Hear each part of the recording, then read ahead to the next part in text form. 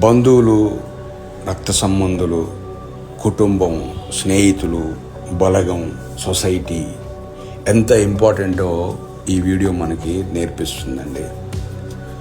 First time ఎగురుతూ ఉంది పక్షి, తన తల్లి దాన్ని ఫాలో అవుతూ ఉంది. దానికి తెలియదు దానికి ఎంతమంది శత్రువులు ఉన్నారు. శత్రువు వచ్చింది, దాన్ని అటాక్ చేసింది. అటాక్ చేయగానే దాని తల్లి ఊరుకోలేదు, దాన్ని ఫాలో అయింది. ఇది చూసిన దానికి సంబంధించిన బలగం అంతా లేచింది. చూడండి, అందరూ ఫ్రెండ్స్, బంధువులు అందరూ లేచి దాన్ని అటాక్ చేస్తూ ఉన్నాయి. దానికి వేరే ఆప్షన్ లేక దాన్ని వదిలేసి వెళ్ళిపోయింది. చూడండి, ఒంటరిగా ఉంటే ఎంత ప్రాబ్లం అయ్యేదో. అందుకే బంధువులు, స్నేహితులు, రక్త సంబంధులు, బలగం అనేది చాలా ఇంపార్టెంట్. అయితే బాధాకరమైన విషయం ఏంటంటే ఈ రోజుల్లో ఒకరంటే ఒకరికి పడకుండా పోయింది.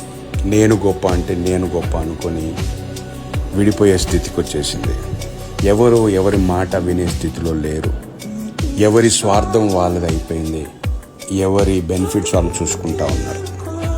అయితే ఇలాంటి మంచి సొసైటీ క్రియేట్ అవ్వాలని కోరుకుందాం.